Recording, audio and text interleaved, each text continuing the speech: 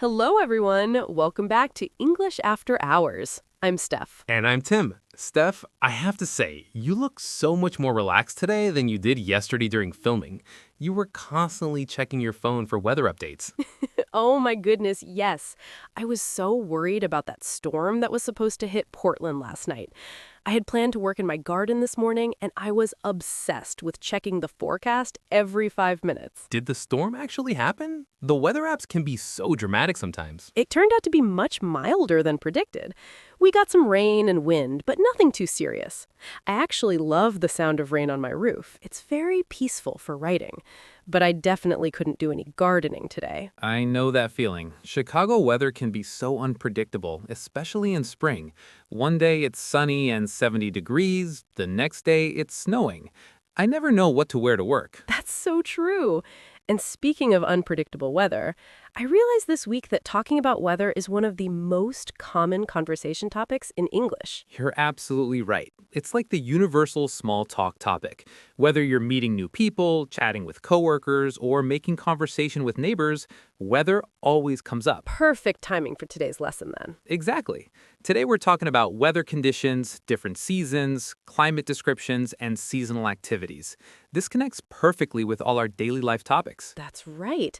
Weather affects our daily routines, what clothes we wear when shopping, what food we want to eat, and how we get around the city. You'll use this vocabulary when making small talk, planning outdoor activities, discussing travel plans, and describing your local climate to people from other places. We'll learn vocabulary for different weather conditions, the 4 seasons, climate types, and activities we do in different weather. Since Tim Deals has harsh Chicago winters and hot summers, while I enjoy Portland's mild, rainy climate, we can share different weather experiences. Let's start by talking about our local weather and how it affects our daily lives. Steph, let's talk about Portland's weather. How would you describe your city's climate to someone who's never been there? Portland has what we call a temperate oceanic climate. That sounds fancy, but it basically means we have mild, wet winters and warm, dry summers. We're famous for our rain, especially from October through April. How much rain do you actually get? We get about 36 inches of rain per year, but it's usually light, steady rain rather than heavy downpours. People joke that we don't use umbrellas in Portland. We just wear waterproof jackets and embrace the drizzle. That's interesting. How does all that rain affect your daily life? Well, I've learned to always have a rain jacket with me, and I plan indoor activities for the rainy months. But honestly, I love the rain. It keeps everything green and beautiful, and it creates such a cozy atmosphere for writing at home. But what about your summers? Our summers are absolutely perfect. From June through September, we have sunny, warm days with temperatures in the 70s and 80s Fahrenheit. It rarely gets too hot or humid, and there's almost no rain. That's when I spend most of my time in the garden. That does sound lovely. Chicago's weather is completely different. Tell everyone about Chicago's climate, Tim. Chicago has what's called a continental climate, with 4 very distinct seasons. Our winters are cold and snowy, our summers are hot and humid, and spring and fall can be unpredictable. Winter is definitely the most challenging season here. Temperatures often drop below freezing, and we can get heavy snowstorms. The wind off Lake Michigan makes it feel even colder. We call it the wind chill factor. How do you handle those cold winters? You learn to dress in layers. I wear thermal underwear, sweaters, a heavy winter coat, gloves, a hat, and waterproof boots. The key is staying warm and dry. I also keep extra clothes at work in case my feet get wet from snow. But summer in Chicago is amazing. We have beautiful warm days, outdoor festivals, and everyone spends time at the lakefront.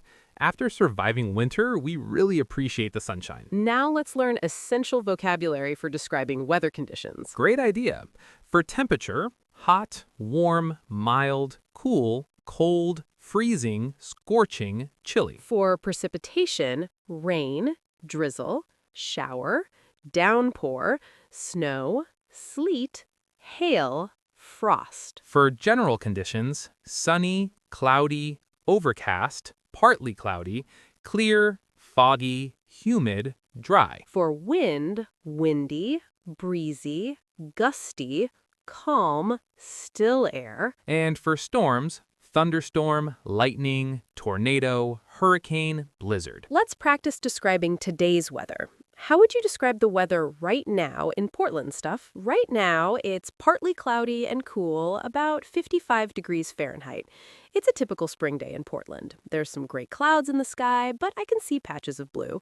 It's a bit breezy, and it feels like it might rain later this afternoon. That sounds pleasant. What about Chicago weather today? Today in Chicago, it's sunny and mild, about 68 degrees. There's a gentle breeze coming off the lake, and it's perfect weather for walking.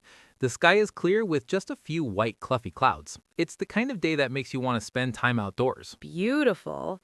Now let's learn vocabulary for the 4 seasons. Spring vocabulary: blooming flowers, warmer weather, melting snow, fresh air, longer days, planting gardens. Summer vocabulary: hot weather, sunshine, beach weather, swimming, outdoor activities, vacation time, air conditioning, sunscreen. Fall-autumn vocabulary: changing leaves, cooler temperatures, hardest time, back to school, sweater weather, pumpkins, shorter days. Winter vocabulary: cold weather, snow, ice, heating, warm clothes, hot drinks, holiday season, staying indoors. Let's practice talking about seasonal preferences. Which season do you like that stuff? I absolutely love fall.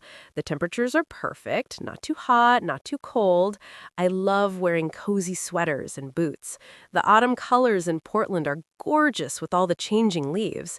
Plus, it's harvest time at the farmer's market, so there are amazing apples, squash, and pumpkins. What do you like to do during fall? I love taking long walks to see the fall foliage, drinking warm apple cider, and decorating my house with autumn flowers and leaves.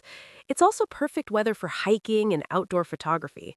Fall just feels so cozy and inspiring for my writing. That sounds wonderful. What's your least favorite season? Probably late winter around February. By then, I'm tired of all the rain and gray skies. I start craving sunshine and the energy that comes with spring. I can relate to that feeling. What about you, Tim? What's your favorite season? I love late spring and early summer in Chicago. May and June are perfect. The weather's warm but not too hot. Everything is green and blooming, and people are happy to be outside after the long winter. What activities do you enjoy during your favorite season? I love walking along the lakefront, having picnics in the park with Max, eating at outdoor restaurants, and going to outdoor concerts and festivals. Chicago comes alive in the summer after being shut down by winter for so long. My least favorite is definitely January and February. It's just so cold and gray. But even winter has its beautiful moments, especially when it snows and everything looks clean and peaceful. Now let's learn how to talk about weather in small talk conversations. Weather small talk is so common. You might say, "Nice weather today, isn't it? Looks like rain, it's really hot out there," or "What a beautiful day." Responses could be, "Yes, it's perfect. I hope it doesn't rain. I love this weather." Or, "Great day to be outside." You can also complain about weather. "This heat is unbearable. I'm so tired of this rain. When will winter end?" Or, "It's been so humid lately." Let's practice weather small talk. Tim, imagine we're coworkers meeting at the coffee machine. "Good morning, Steph. Wow, what a gorgeous day it is today." I know, right?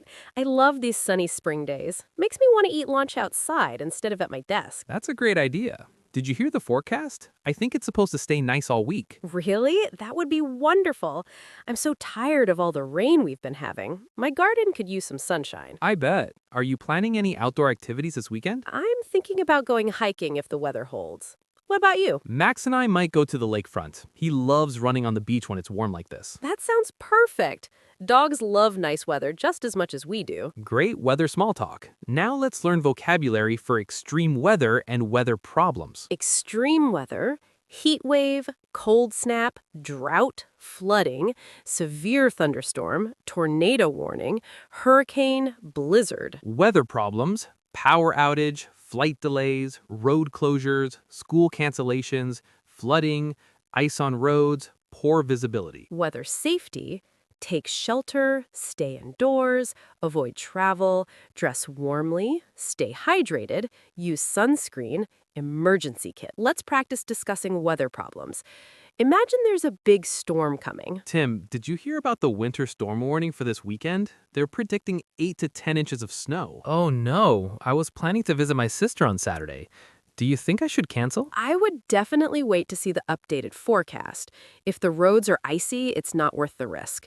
Is there public transportation you could take instead? The trains usually keep running unless it's really severe, but I'm worried about getting to the train station if there's that much snow. Maybe you could reschedule for the following weekend when the weather clears up. Better safe than sorry. That's probably the smart thing to do. I'll call her tonight and see if we can change our plans. Good idea. Severe weather is nothing to mess around with. Now let's talk about how weather affects different activities and clothing choices. Weather and clothing, dress in layers, wear a jacket, bring an umbrella, wear sunscreen, waterproof shoes, warm hat and gloves. Weather and activities, indoor activities, outdoor sports, beach day, skiing, hiking, gardening, barbecue, staying home. Let's practice planning activities based on weather. What would you do on a rainy Saturday? On a rainy Saturday, I'd probably stay indoors and catch up on reading or watch movies. Let's practice discussing weather problems. Imagine there's a big storm coming. Tim, did you hear about the winter storm warning for this weekend? They're predicting 8 to 10 inches of snow. Oh no, I was planning to visit my sister on Saturday. Do you think I should cancel? I would definitely wait to see the updated forecast. If the roads are icy, it's not worth the risk. Is there public transportation you could take instead? The trains usually keep running unless it's really severe, but I'm worried about getting to the train station if there's that much snow. Maybe you could reschedule for the following weekend when the weather clears up. Better safe than sorry. That's probably the smart thing to do. I'll call her tonight and see if we can change our plans. Good idea. Severe weather is nothing to mess around with. Now, let's talk about how weather affects different activities and clothing choices. Weather and clothing. Dress in layers. Wear a jacket. Bring an umbrella. Wear sunglasses. Put on sunscreen. Waterproof shoes. Warm hat and gloves. Weather and activities, indoor activities, outdoor sports, beach day, skiing, hiking, gardening, barbecue, staying home. Let's practice planning activities based on weather. What would you do on a rainy Saturday? On a rainy Saturday, I'd probably stay indoors and catch up on reading or watch movies. I might cook something warm and comforting, like soup or stew. If I need to go out, I'd definitely wear my waterproof jacket and boots. That sounds cozy. What about a hot summer day? On a really hot day, I'd want to stay cool. I might go swimming at the lakefront beach or find air-conditioned indoor activities like visiting a museum. I definitely wear light, breathable clothing and drink lots of water. Smart choices. What would you do on a beautiful spring day? Perfect weather for being outside. I'd take Max for a long walk in the park, maybe have lunch at an outdoor cafe, and just enjoy the fresh air and sunshine. Spring days are too precious to waste indoors after a long winter. I completely agree. Let's talk about how to describe your hometown's climate to visitors. When describing climate, we have 4 seasons. It's usually mild, summers are hot and humid, we get a lot of rain, it's sunny most of the year. You might also say, bring warm clothes, pack an umbrella, the weather can change quickly, it's perfect weather for, or the best time to visit is. Let's practice describing our city's weather to a potential visitor. Steph, what would you tell someone planning to visit Portland? Portland is beautiful to visit year-round, but it depends what you want to do. If you want sunshine and outdoor activities, come between June and September. If you don't mind rain and want to experience our cozy cafe culture, fall and winter are lovely too. Just bring a good rain jacket and waterproof shoes. What would be the worst time to visit? Honestly, there's no really bad time, but February and March can be quite gray and rainy. Some people find that depressing, but it's also when everything starts blooming, so it has its own beauty. What about Chicago? What would you tell visitors about our weather? Chicago is amazing in late spring, summer, and early fall. That's definitely the best time to visit. Avoid January and February if you're not used to cold weather. If you do come in winter, bring very warm clothes and waterproof boots. Summer can be hot and humid, but the lakefront always provides a cooling breeze. Any weather warnings for Chicago visitors? The wind. Chicago is called the Windy City for a reason. Even on nice days, it can be quite breezy, especially near the lake. And winter wind chill can make it feel much colder than the actual temperature. Let's review everything we learned today. We covered weather vocabulary, seasonal descriptions, weather small talk, and climate descriptions. We learned essential vocabulary for different weather conditions, seasonal activities, extreme weather, and how weather affects our daily lives.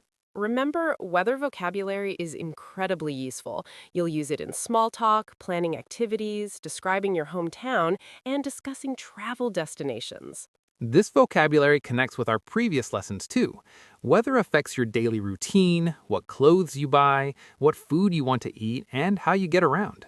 Practice tip. This week, try describing the weather each day in English. Check weather forecasts in English and practice the vocabulary. Another great idea, when you meet people, practice weather small talk. It's a safe, friendly topic that everyone can relate to. You can also describe your favorite and least favorite seasons and explain why you prefer certain weather conditions. Before we finish today, we have your homework assignment. Tell us about your local weather and favorite season in the comments. Use the vocabulary we learned today. For example, you could write, I live in a tropical climate. It's hot and humid all year with a rainy season from June to September. I love the dry season because we can do outdoor activities every day. Or, my city has cold winters and hot summers. Spring is my favorite season because the flowers bloom and the weather is perfect for hiking. Challenge. This week, try having weather small talk with someone in English. It's great practice for natural conversations. Tomorrow, we'll learn about technology and social media, essential vocabulary for talking about smartphones, the internet, and digital communication. Thank you so much for learning with us today. Please subscribe to English After Hours, like this video, and share it with your friends who are learning English. Remember, we upload new lessons every day, so make sure you're subscribed with notifications on so you don't miss tomorrow's episode. Keep practicing, enjoy whatever weather you're having, and we'll see you tomorrow for another essential English lesson. Goodbye from English After Hours. Bye, everyone.